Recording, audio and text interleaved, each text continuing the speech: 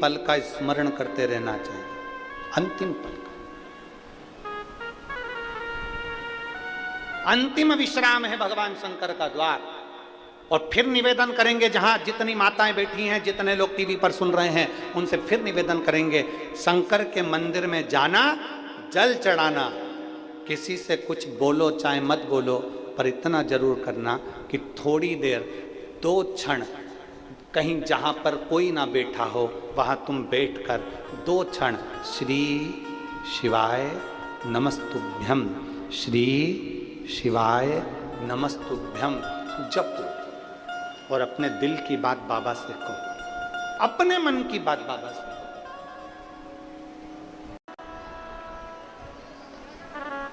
बम बम बोलो बोलो जम के, जरा एक बार हो जाए। बम बम बोल, बम का नारा है सारी समस्या का हल।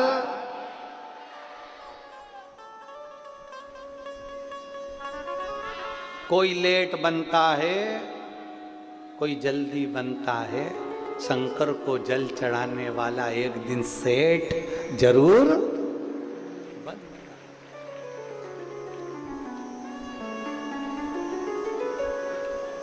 शिव तत्व की प्राप्ति शंकर ओ घड़दान।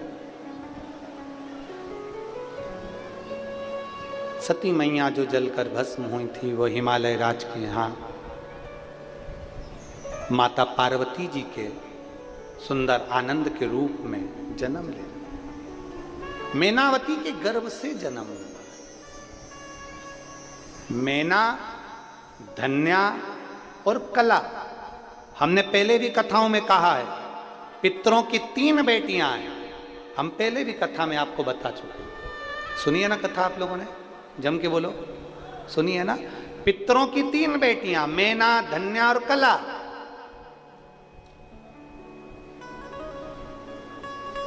मैना के यहां पर पार्वती मैया, धन्या सुनैना बनी जिनके यहां माता सीता, कला कीर्ति बनी जिनके घर में राधा जी का जन्म। 3 देवियां प्रकट हुई और ये तीनों देवियां जगत के कल्याण के लिए प्रकट हुई है। जगत कल्याण,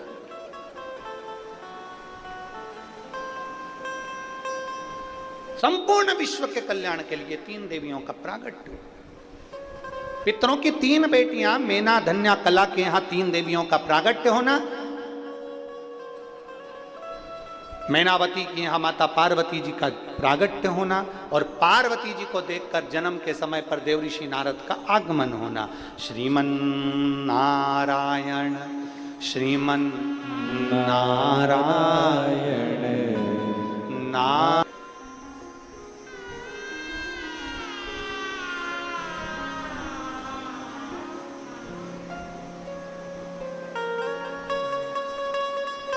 सती मैया का मन विचलित हो गया।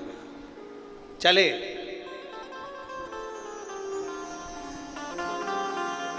कथा का नियम है, कथा में बैठकर हाथ जोड़कर जो मांगेंगे वो मिलता है।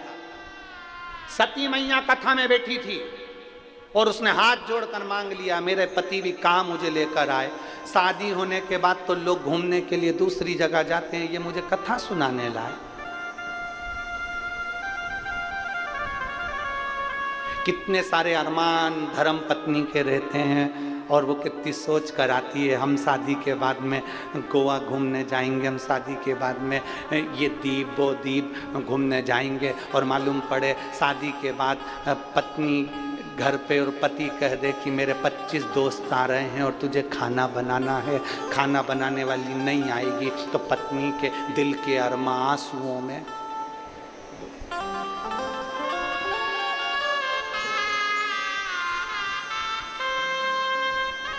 क्या मतलब आने? सती मैया के मन में बात आ गई।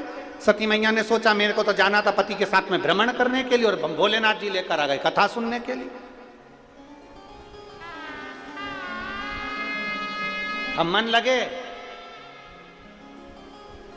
एक नियम है, शादी के बाद में दूल्हा दुल्हन को सत्यनारायण जी की कथा सुनवाई जाती है। बोलो सही है कि गलत है? अरे आपके यहाँ होता है कि नहीं होता हमको नहीं मालूम, पर हमारे इधर तो होता है। इधर होता है क्या? दूल्हा दुल्हन आते हैं ना, तो उनको दोनों को बिठाते हैं और पंडित जी आते हैं, सत्यनारायण की कथा सुनाते हैं। ये नियम कहाँ से चालू हुआ? ये शंकर जी से चालू हुआ। शंकर भगवान के विवाह जब सती माता से हुआ था, तो सती माता को लेकर कुंभज ऋषि के यहाँ कथा सुनने गए थे। उस दिन से नियम बनाया गया कि दूल्हा दुल्हन को शंकर भगवान की पवित्र आनंदमय कथा का रसतत्व ग्रहण कराया जाए, इसलिए सत्यनारायण की कथा सुनाई जाती है। और उसमें देखा जाता है दोनों में मन किसका लग रहा है।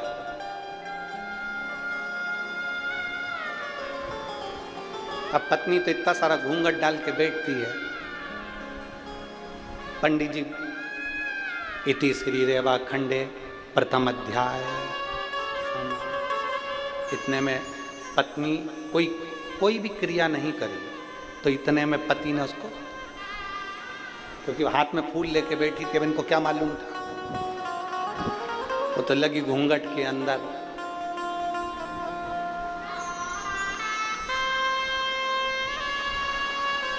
करते हैं हम, उनसे कहते हैं तुम हमारी बात करो, महादेव की नहीं।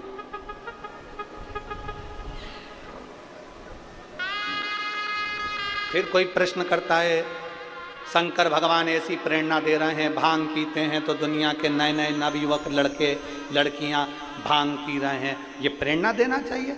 हमने कहा शंकर भगवान ने तो विष भी पिया था, लिया पी ले।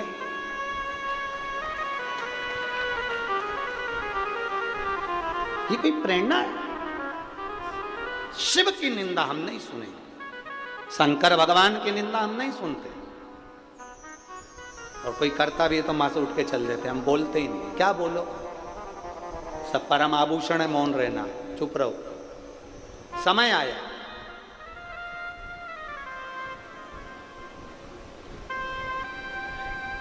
भगवान शिव और सती का जब विवाह हुआ तो सती माता को लेकर बाबा कुंभज ऋषि के आश्रम में गए। अब देखिए,